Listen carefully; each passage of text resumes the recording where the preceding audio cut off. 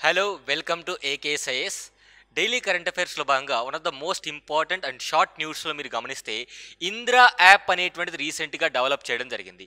ఈ ఇంద్రా యాప్ అనేటువంటిది full form వచ్చేసి Indian naval dynamic response for weather analysis. అంటే ఈ ఇంద్రా యాప్ అనేటువంటిది వాతావరణంలో వచ్చినటువంటి మార్పులని త్వరితగతిన ఈ యొక్క ఇన్ఫర్మేషన్ ఈ యొక్క ఫోర్కాస్ట్ చేసినట్టయితే, ఇన్ఫర్మేషన్ షేర్ చేసినట్టయితే మనం తర్వాత తీసుకునేటువంటి డెసిషన్స్ అనేటువంటి ఫాస్ట్గా ఉంటాయి. ఉదాహరణకి బే ఆఫ్ బెంగాల్లో కానివ్వండి, లేదా ఈ యొక్క ఉన్నటువంటి ప్రాంతాల్లో తుఫానులు త్వరగా రాబోతున్నాయి, లేదా తుఫాన్ సడన్గా రాబోతుంది, లేదంటే ఇలాంటి ఎర్త్ ఆర్ సముద్రంలో ఉన్నటువంటి సునామీలు రాబోతున్నాయి.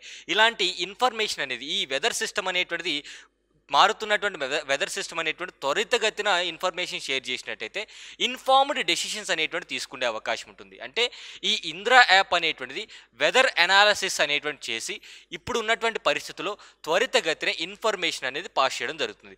తద్వారా మనం అప్పటికప్పుడు తీసుకోవాల్సినటువంటి డెసిషన్స్ అనేటువంటి ఫాస్ట్గా క్విక్గా తీసుకోవచ్చు. ఇక్కడ మీరు చూడొచ్చు, డెసిషన్ మేకింగ్ అనేటువంటిది చాలా ఫాస్ట్గా అయిపోతుంది, అంటే క్విక్గా మనం డెసిషన్ మేకింగ్ అనేది తీసుకోవచ్చు.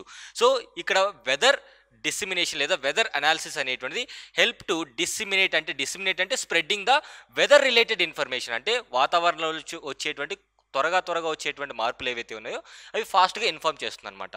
సో ఈ అప్లికేషన్ అనేటువంటిది ఎవరు డెవలప్ చేశారు అంటే బిసాగ్ అనేటువంటి సంస్థ, లేదా దీన్నే Bhaskaracharya national institute for space applications and Jio informatics. So ఈ సంస్థ బిసాగ్ అనేటువంటి సంస్థ ఈ యొక్క ఇంద్రా యాప్ని డెవలప్ చేయడం జరిగింది. అండ్ ఇన్ కోఆర్డినేషన్ విత్ ఎవరితో కలిపి ఈ యొక్క యాప్ని డెవలప్ చేసిందంటే directorate of naval oceanology and meteorology Indian navy. So Indian నేవీతో సంబంధం ఉన్నటువంటి ఈ సంస్థ plus BISAG Bhaskaracharya national institute వీరిద్దరూ కలిసి ఈ ఇంద్రా యాప్ అనేది డెవలప్ చేయడం జరిగింది.